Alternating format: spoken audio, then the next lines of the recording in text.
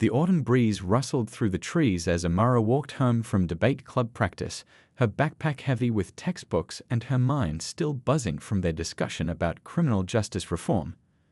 The irony of that topic would soon become painfully clear.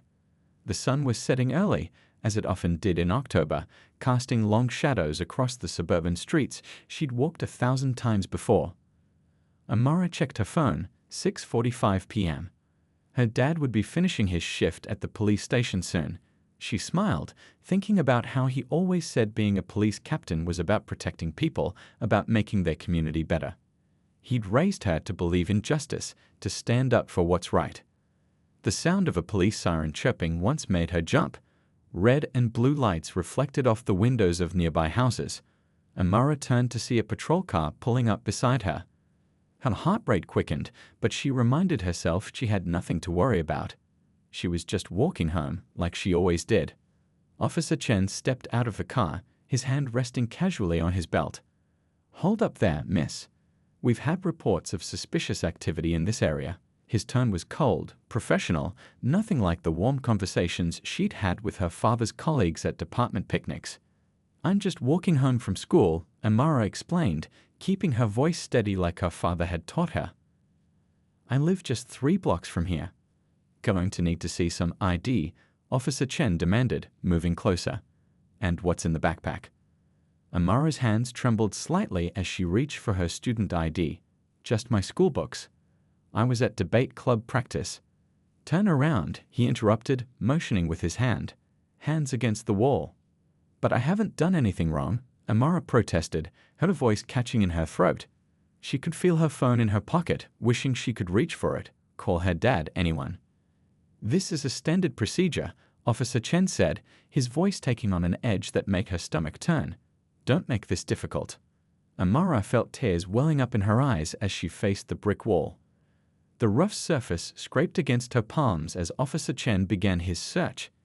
His hands moved across her body in ways that made her skin crawl, lingering too long in places they shouldn't. She wanted to scream, to run, to fight back, but her father's voice echoed in her head, warning her how dangerous that could be. "Please stop," she whispered, her voice shaking. "This isn't right." Officer Chen ignored her protests, continuing his inappropriate touching under the guise of a search. After what felt like an eternity, he stepped back. "Keep your nose clean," he said, as if he hadn't just violated every principle of proper police conduct. As if he hadn't just traumatized a teenage girl who was simply walking home. The moment he drove away, Amara's legs gave out. She slid down the wall, pulling her knees to her chest. With shaking hands, she pulled out her phone and opened her video recorder. Fighting back tears, she documented everything. The time, the location, the badge number she'd managed to glimpse, every detail of the inappropriate search. "My name is Amara," she began, her voice growing stronger with each word. "I'm 17 years old, and this is what just happened to me." A passing car slowed down, and an elderly woman rolled down her window. "Are you all right, sweetheart?" she called out, concern evident in her voice. Amara quickly wiped her tears. "Yes, ma'am. I'm okay." But she wasn't okay. Nothing about this was okay. She finished recording and sat there for a moment, gathering her strength. Her father had always taught her about the importance of evidence, of documentation. "The truth needs proof," he always said. Now she understood why. Standing up on shaky legs, Amara adjusted her backpack and started walking home. Each step felt heavy, but she held her head high. She wasn't just a victim. She was her father's daughter, and she knew this wasn't the end of the story. This was just the beginning. As she walked, she thought about all the others who might have experienced similar treatment but stayed silent out of fear or shame. Her father had always said that real change starts with one person brave enough to speak up. Today, that person would be her. The sun had fully set by the time she reached her front door. Through the window, she could see the lights were on. Her father was home. Taking a deep breath, she reached for the doorknob, knowing that when she told him what happened, everything would change. Not just for her, not just for Officer Chen, but for their entire department. What Officer Chen didn't know, what he couldn't have known, was that his actions today wouldn't be swept under the rug like so many others. Because Amara wasn't just any teenage girl walking home from school. She was the daughter of Police Captain Richardson, and she had proof. Police Captain Richardson sat at his kitchen table, reviewing departmental reports as he did every evening. 23 years on the force had taught him to look for patterns, to see the stories behind the statistics. But nothing in those years had prepared him for the story his daughter was about to tell. The sound of the front door opening caught his attention. Something was different about Amara's footsteps tonight. They were slow and hesitant. When she appeared in the doorway, his heart sank. Her eyes were red, makeup smudged, and she clutched her phone like a lifeline. "Baby girl, what happened?" he asked, immediately pushing aside his paperwork. In that moment, he wasn't Captain Richardson of the 15th Precinct. He was just a father whose child was hurting. Amara's lip trembled as she sat down. "Dad, I need you to just listen first, okay?" She placed her phone on the table between them and pressed play. Captain Richardson's hands gripped the edge of the table as he watched his daughter's recorded testimony. Each detail she described felt like a physical blow. The unnecessary stop, Officer Chen's tone, the inappropriate touching during the search, his daughter's fear and helplessness. "I got his badge number," Amara said quietly when the video ended. 4-7-8-3. The captain closed his eyes. Officer Chen, recently transferred from the 28th Precinct. He'd seen the transfer paperwork cross his desk just last month. Now, pieces were falling into place, the whispered complaints, the hastily closed investigations, the convenient transfers. "Dad." Amara's voice brought him back to the present. "Say something." He looked at his daughter, really looked at her.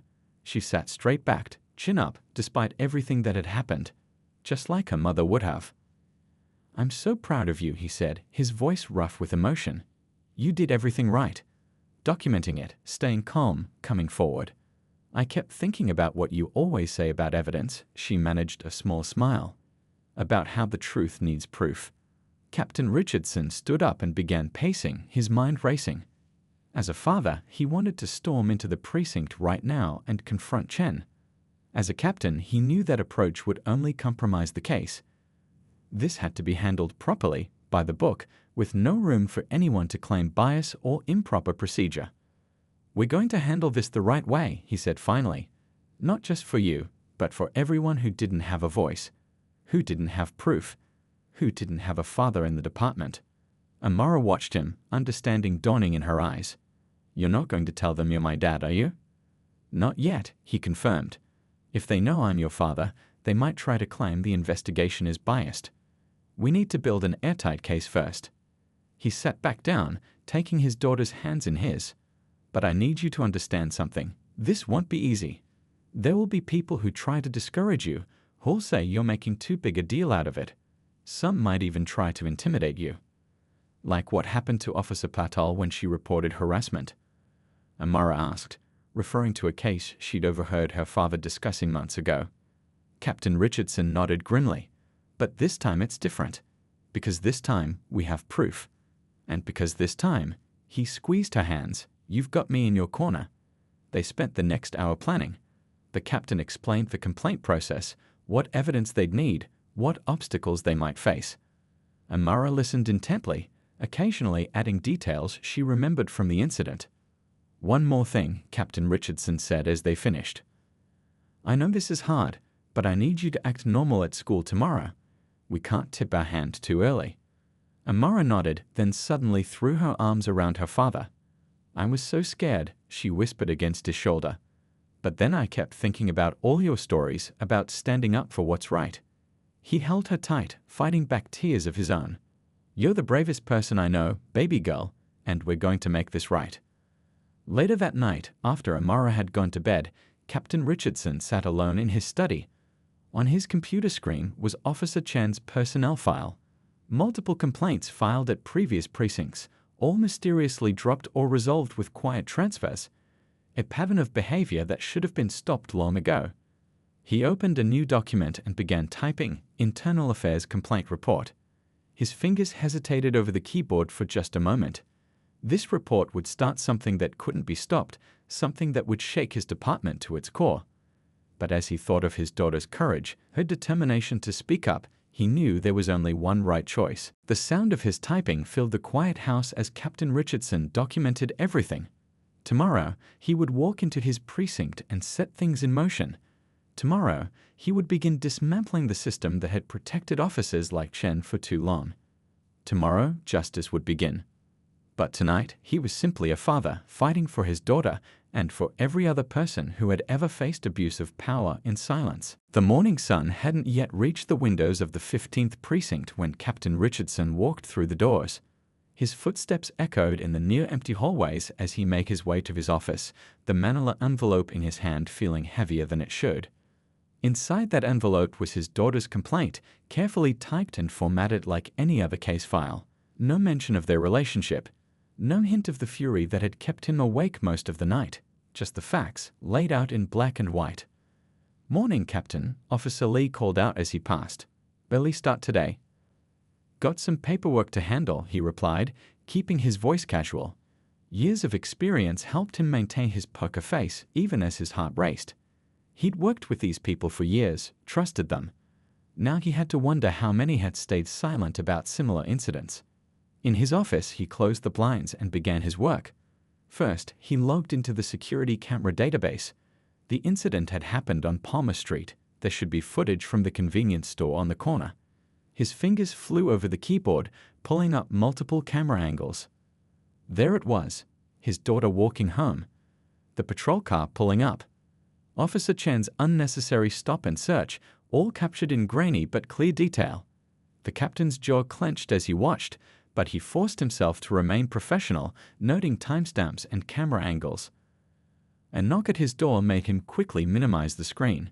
"Come in." Lieutenant Wong entered, coffee in hand. "Got a minute, Cap? Need to discuss the community outreach program."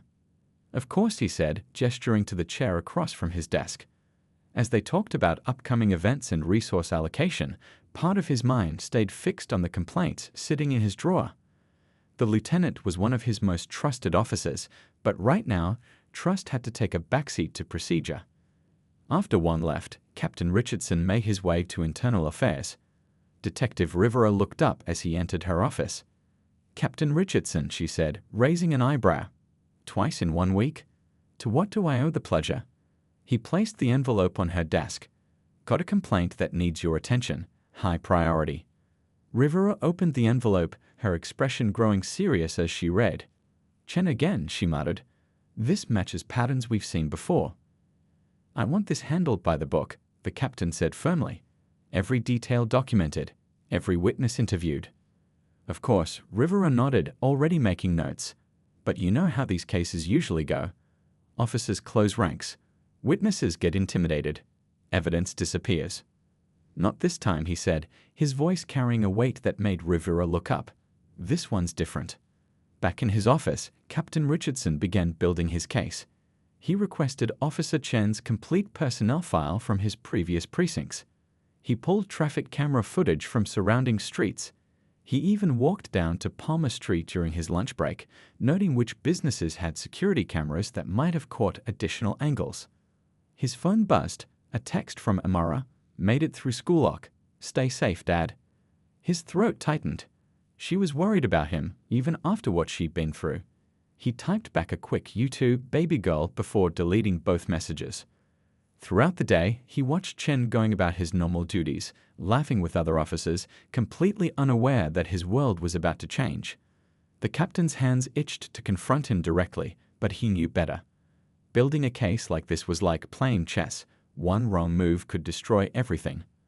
Late that afternoon, Detective Rivera called. "Captain, you need to see this. I've been digging into Chen's history. Found some interesting patterns in his transfers." And she paused. 3 other complaints filed in the last 2 years. All young women. All during routine stops. All mysteriously withdrawn. "Get me everything you can," he ordered. "And Rivera, this stays between us for now." After hanging up, he sat back in his chair processing. 3 other complaints. 3 other young women who'd tried to speak up, only to be silenced.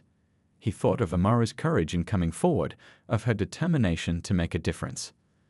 The sun was setting when he finally left the precinct. Officer Chen was just starting his night shift, nodding respectfully as they passed in the parking lot. "Evening, Captain." "Officer," he responded, keeping his voice neutral even as his hands clenched inside his pockets. Soon, he thought.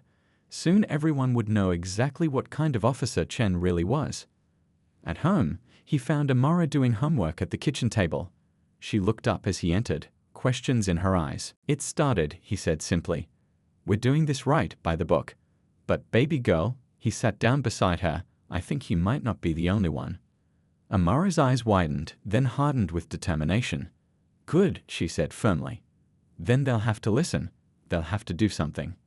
Captain Richardson watched his daughter return to her homework, pride mixing with sadness in his chest. She shouldn't have to be this strong, this brave. But because of officers like Chen, she had to be. Tomorrow would bring more evidence to gather, more witnesses to interview, more pieces to add to the puzzle. But tonight, watching his daughter's quiet strength, he knew with absolute certainty that they would win this fight. Because this wasn't just about one incident anymore. This was about changing a system that had protected the wrong people for far too long. And change, real change, always started with one person brave enough to speak up. The weekly department meeting was scheduled for 9 a.m. sharp, and Captain Richardson arrived early to prepare the conference room. His hands moved automatically, arranging papers and checking the presentation equipment, while his mind raced with the weight of what was about to happen. 3 weeks had passed since Amara's incident.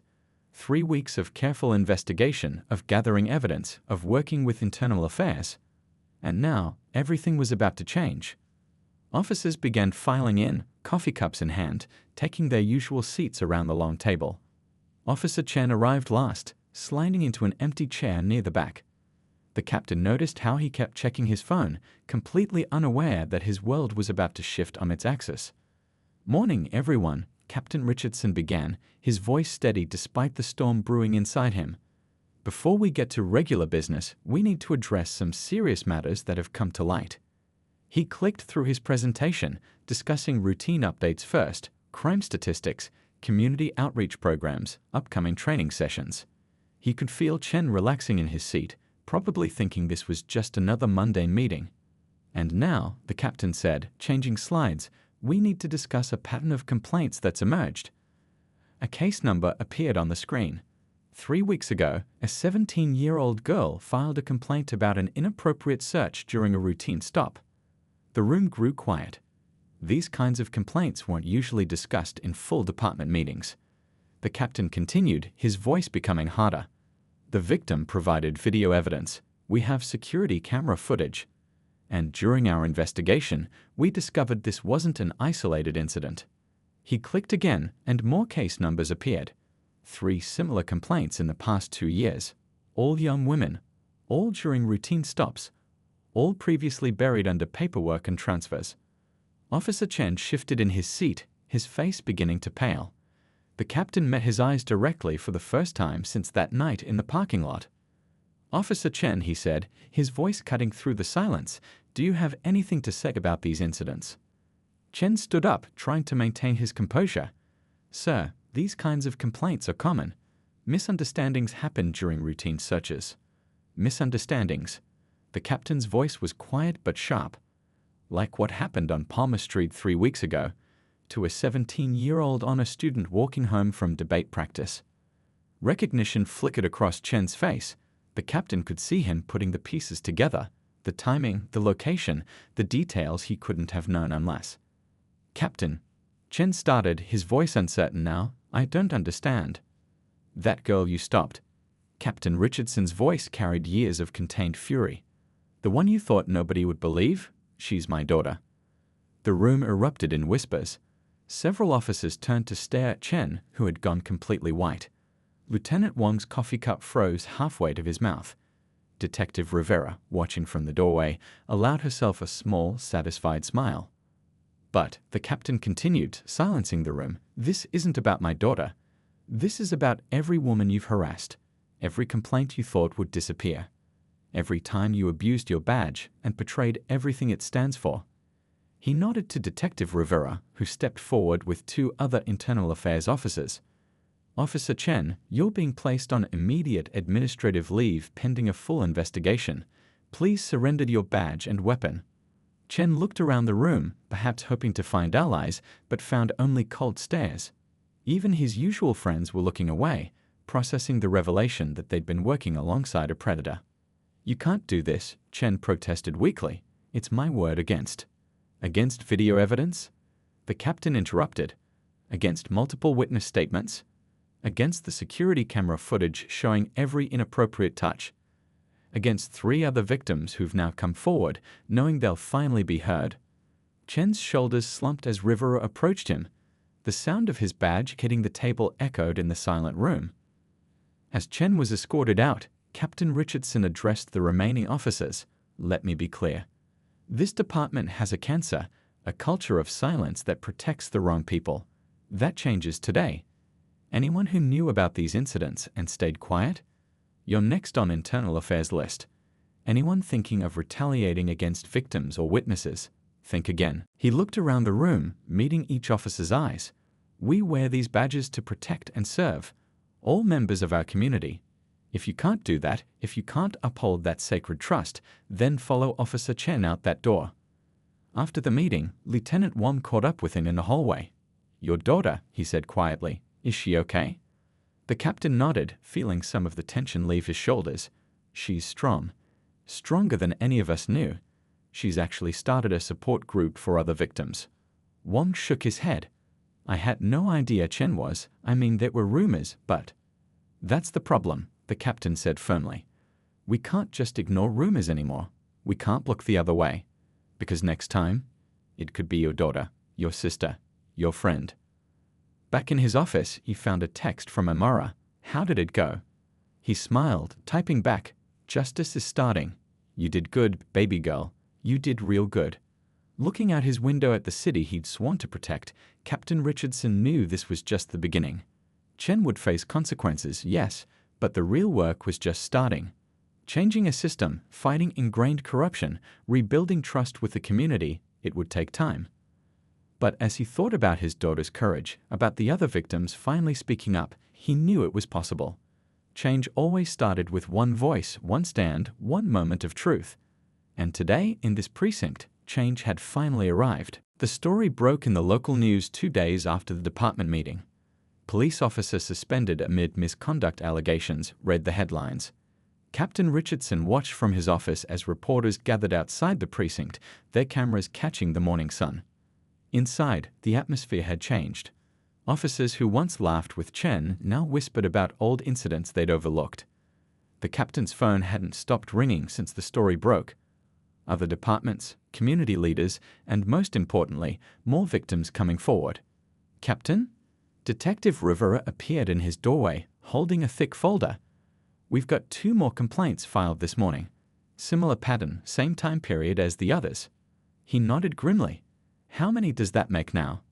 7 total, she said, dropping the folder on his desk. And these women, they're all saying the same thing.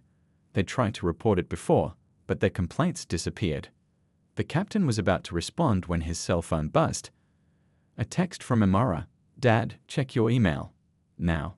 He opened his inbox to find a forwarded message. His blood ran cold as he read it. Drop the investigation or your daughter won't be the only one who gets hurt. We know where she goes to school. Detective Rivera noticed his expression. What is it? He handed her his phone. Her face hardened as she read. This came to Amara's school email? Yeah, he said, his voice tight with controlled anger.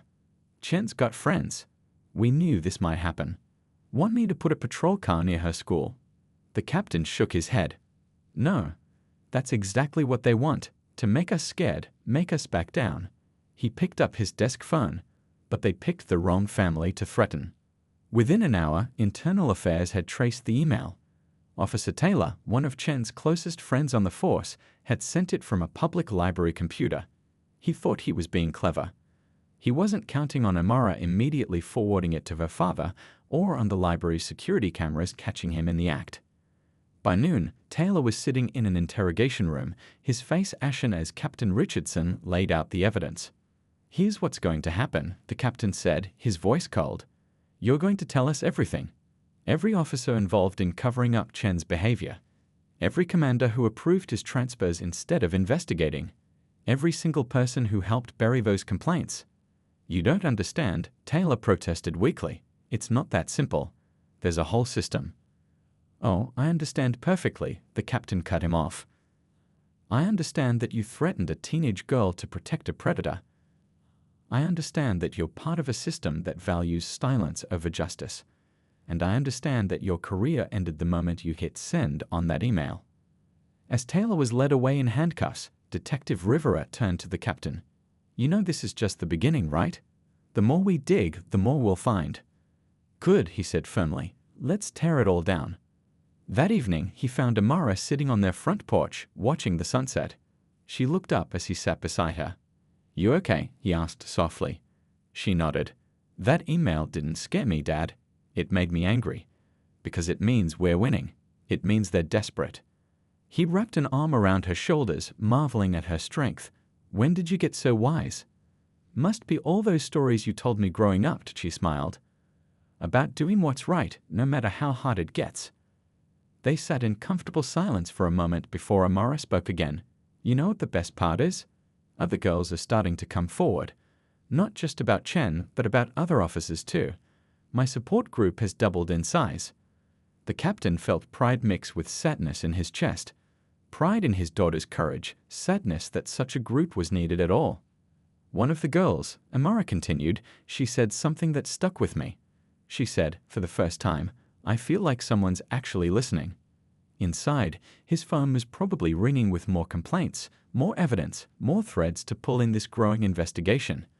But right now, sitting with his daughter in the fading light, Captain Richardson felt absolutely certain they were on the right path.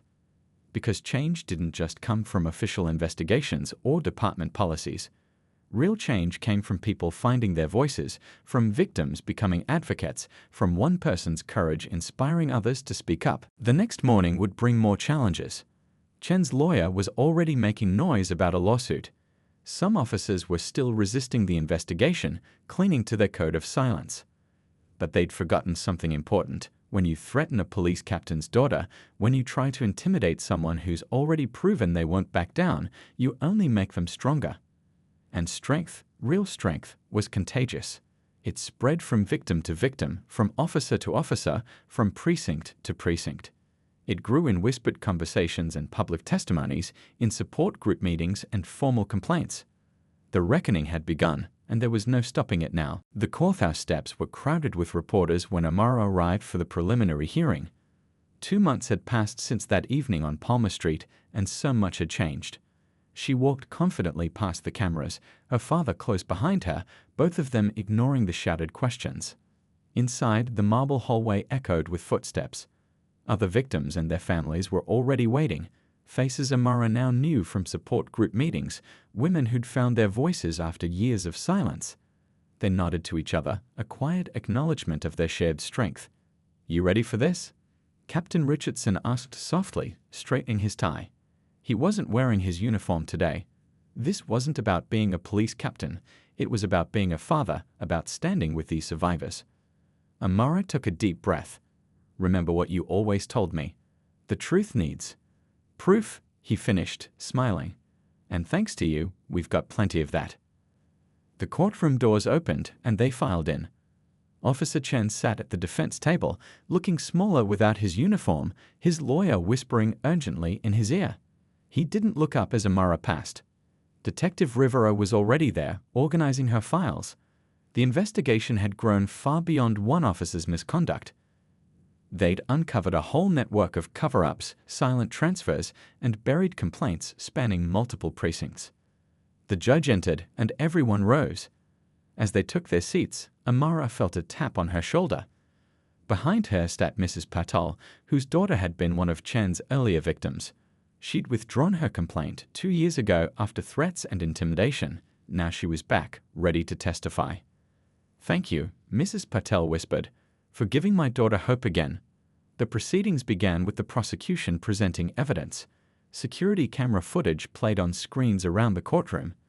Chen's lawyer tried to argue it was inconclusive, but the images were clear enough. Multiple cameras, multiple angles, showing exactly what happened that evening. Then came the testimony. One by one, women approached the stand. They told their stories not just about Chen, but about a system that had failed them. About complaints that vanished, about threats that silenced them, about the fear that kept them quiet for so long. When it was Amara's turn, she walked to the stand with her head held high. She could feel Chen watching her, could sense his surprise when she didn't show fear. Her voice was steady as she described that evening, the inappropriate touching, the way she documented everything afterward. "And why did you decide to come forward?" the prosecutor asked. Amara looked directly at Chen. "Because I knew I wouldn't be his last victim if I stayed quiet. Because every person who stays silent becomes part of the problem. And because my father taught me that wearing a badge means protecting people, not abusing them." During the break, Captain Richardson found himself surrounded by other police officers, not Chen's supporters, but ones who'd been waiting for a chance to clean up their departments. "We've got similar cases," one lieutenant confided. "But the brass always shut us down. Now seeing this." "Then help us," the captain replied. "Because this isn't just about Chen. It's about changing the whole system." Back in session, Chen's lawyer tried to paint the victims as confused, as misinterpreting standard procedure.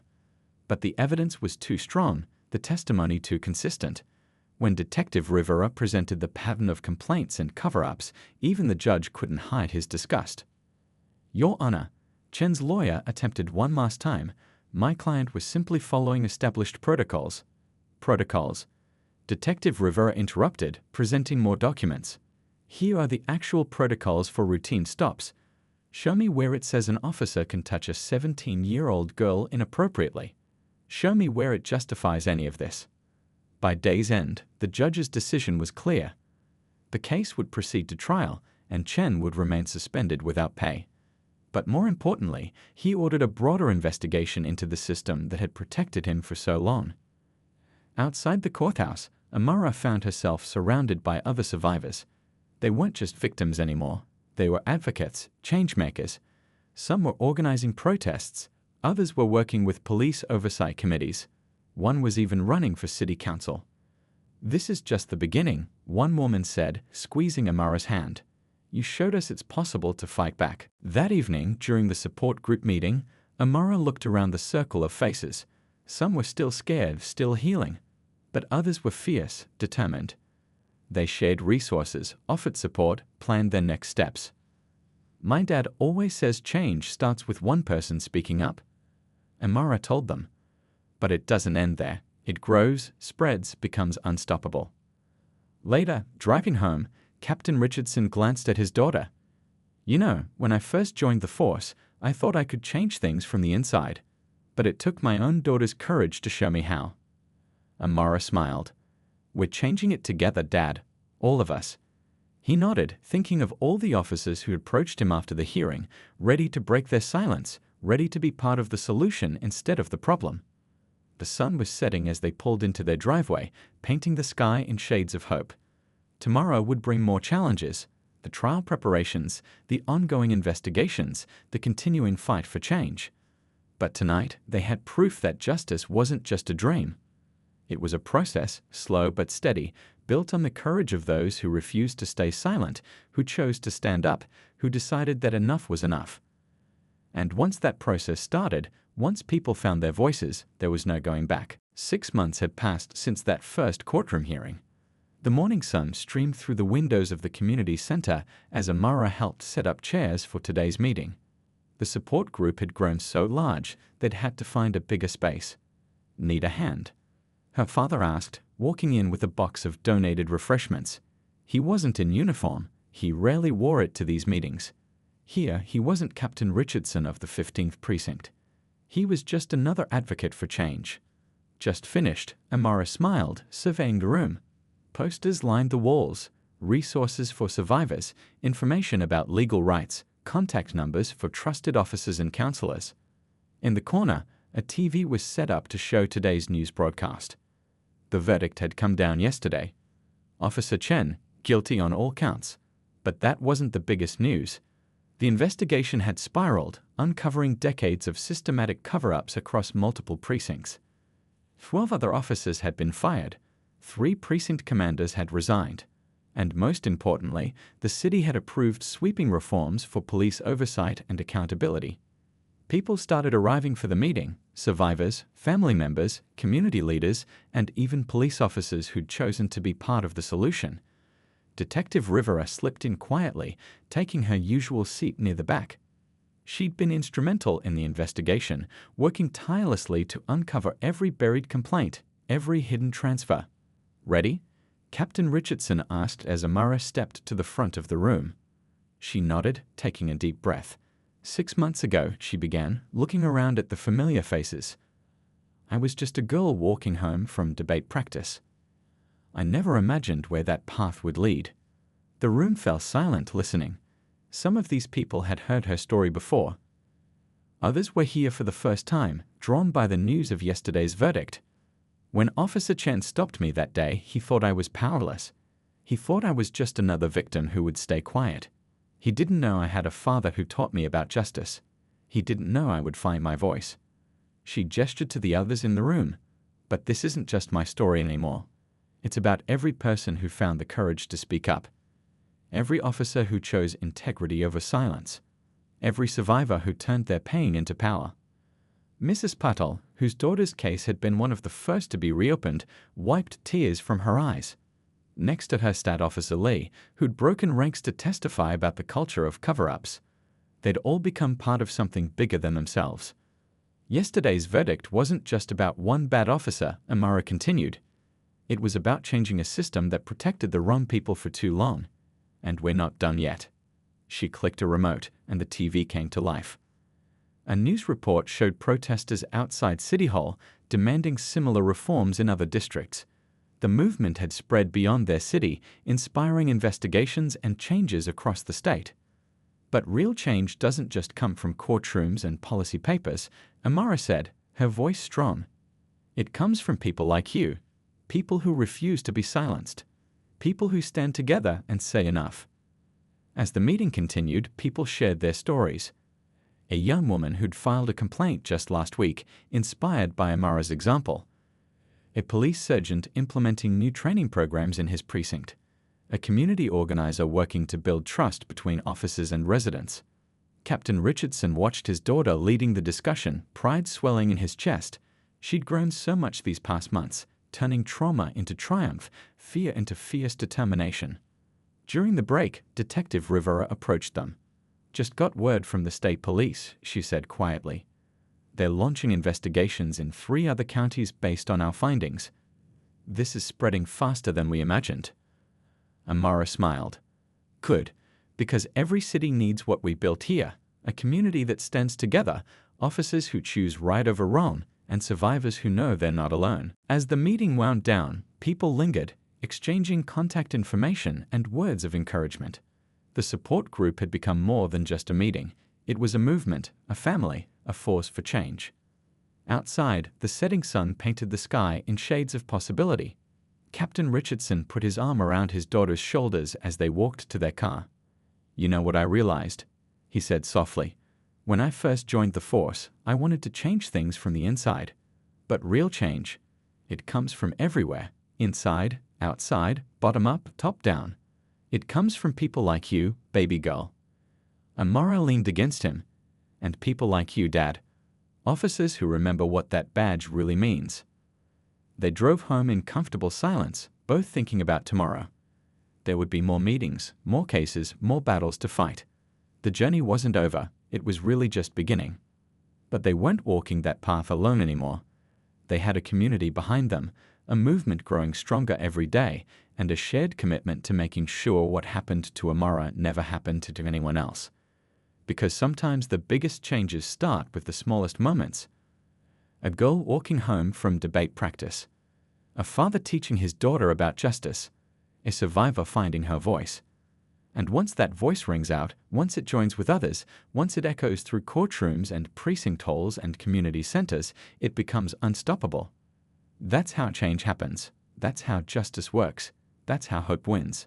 One voice at a time, one story at a time, one day at a time, until the world finally becomes what it should have been all along.